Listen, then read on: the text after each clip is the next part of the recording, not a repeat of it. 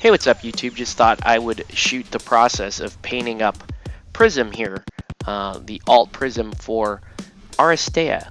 And you can see I've got her all built up, whole metal model, and I was doing well, just a little bit of a zenithal prime, some red, some careful dry brushing here and there, right?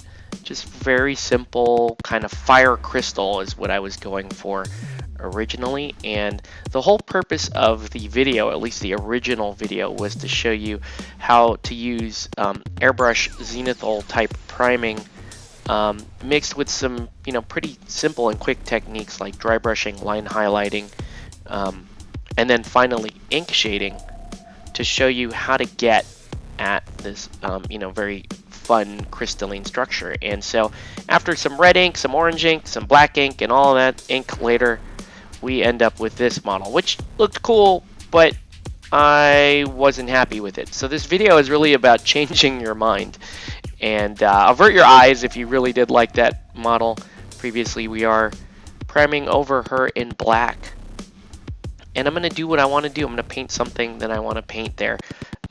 So priming the model back in black after all of that previous work. Fun little diagram on my paper there from the previous night's recording. So I'm starting in with a couple of Vallejo color shifters. First, green, blue, violet, and I want to use a bunch of these, okay? Because the name of the model is Prysm.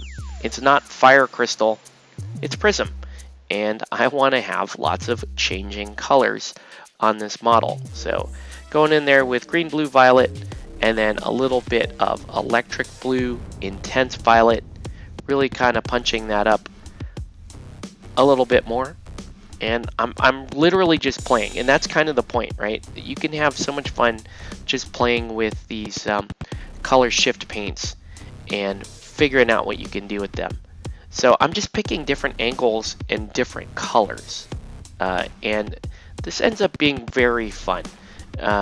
So I'm actually fumbling around at this point, trying to find what I want to go with next. And now this is Old Gold Gray Violet. Again, this is all from the same Vallejo color shift set. And I'm wanting to go a little bit deeper in with this this Old Gold Gray because it's more of a shadowy type color. So you can see I'm going in at armpits, I'm going in at low points in the model. I want that violet to stay. We're going to play a little bit more. So let's find a couple of other colors, right? So now we're going to go red gold, and now I want to push that chromatic aspect of the color change out. You can see, so I'm getting the top of the sword on one side, and I'm getting the bottom of the sword on the other side. Again, just really playing around with angles. That's what these colors, these color shift colors really like to do. And I don't know, this is kind of a cool way to just show some practical application of this stuff, because people usually do it on flat surfaces or a spoon and show you how cool they are. Final color here is orange violet, and I'm gonna play off of that red gold.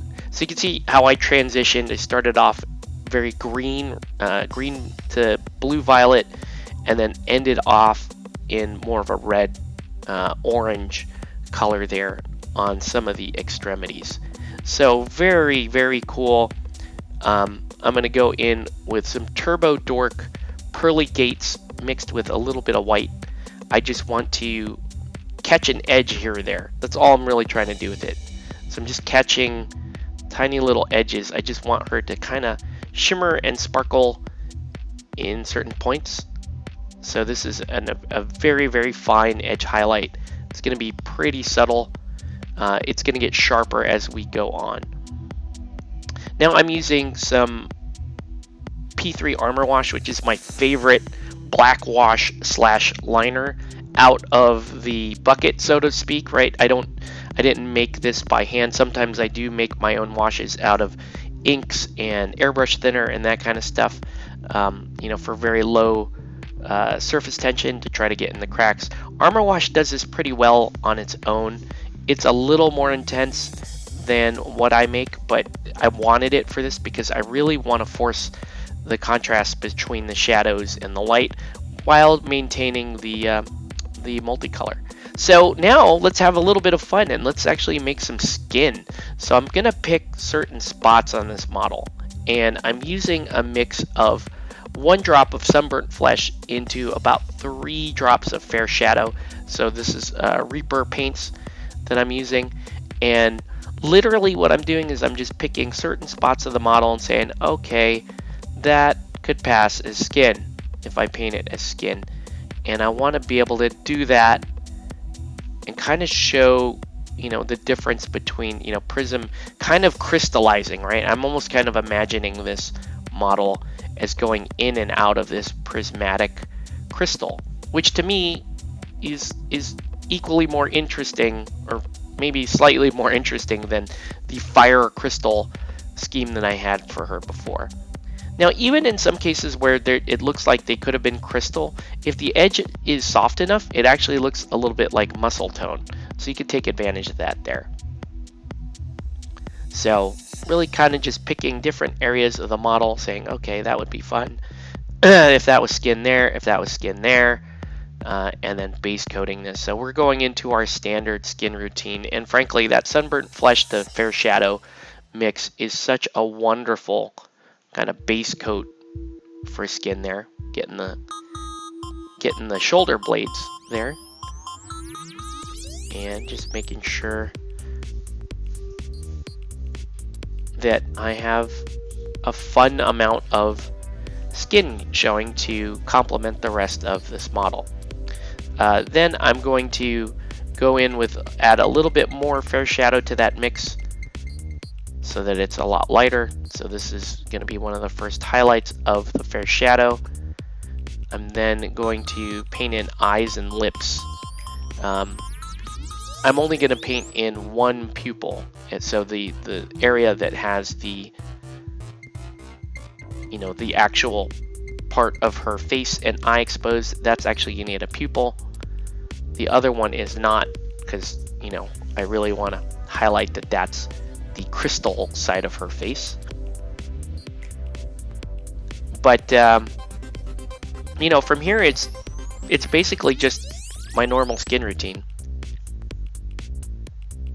There goes some white, and I'm going to get white on both sides so that I can paint a fun little non-pupil eye on the other side. Okay, so a little bit of white there, a little bit of white here. And this is, I guess this video, if anything, is just a fun way to show you, yeah, you can change your mind and make a model as interesting as you like. You don't always have to follow the color scheme. The point that I want to make in this video is paint and have fun painting, because you can have a really cool, that Fire Prysm one at the very beginning was a very cool model, but if I'm being honest with you, it wasn't quite as fun to paint as this. This model has, you know, with the skin added, with the really accenting the color shift and mixing color shifts and going in and out of gradients and color shift, it's just a more exciting model. From a painting technique standpoint, there are actually very good techniques in the previous paint job of this model, but I really like this one. This is where I'm having fun. So we're going in with the second highlight, and I'm starting to add some glaze medium to this mix of fair shadow. Right, just trying to get that color in right and going off camera. I will do that quite a bit. But yeah, that's where we're going with the model. You can see some more fair shadow going down, and I'm going to push this highlight up a little bit higher than I normally would on female skin, mainly because Prysm she's such a muscular model, she's such a well-defined model that we want to play with this. So now I'm going to do put a little bit of that shadow back in with a drop of sunburnt flesh into about 5 drops of thinner medium, and this makes a nice little, very effective skin wash, right? And I'm going to apply it on the areas where we'll say the crystal, we'll call that part, the crystal meets skin. And that's giving me a lot of good shadow, a lot of good definition there, and I'm gonna feather that out with a damp brush. This is what I like about thinner medium. You can put the shadow where you want and then take a damp brush and feather it out. So that is starting to look quite good. And I mean, really, that's it. It's, oh, we're gonna do some of this Tesseract Glow. This is a new Citadel technical paint, and I'm just gonna put a little of that in the eye. And then I'm going to go back with a little bit of my red gold and kind of brighten up the sword a little bit more. Okay? Just want to push the edges of the model a little bit further out. And now a little bit of white again to get in some very faint edge highlights. So now I'm just trying to sharpen up those edges. Had a lot of fun redoing this model. Normally if I have to redo a model, I get really upset, but this was me going, you know, I'm not happy with the one I have. It looked cool enough, but this is going to be far more interesting. I feel like it's far more characterful. Yes, I know that Prysm is named Red Ice, but she's also named Prysm, and I wanted to play off the Prysm aspect more than the Red Ice, you know, alternate sculpt aspect. So I'm just having a lot of fun just dropping in edges here. Again, I'm sorry for being towards the bottom of the camera. It's been a while since I did kind of a, you know, voiceover long form, but there we go. All right, so you could tell me, which one did you like better? Did you like Fire Prysm or did you like Skin Prysm? I like them both. I like Skin Prysm a little bit better. So that's going to do it for this video. I want to thank everyone for watching. Have a good one, guys, and we'll catch you on the next one.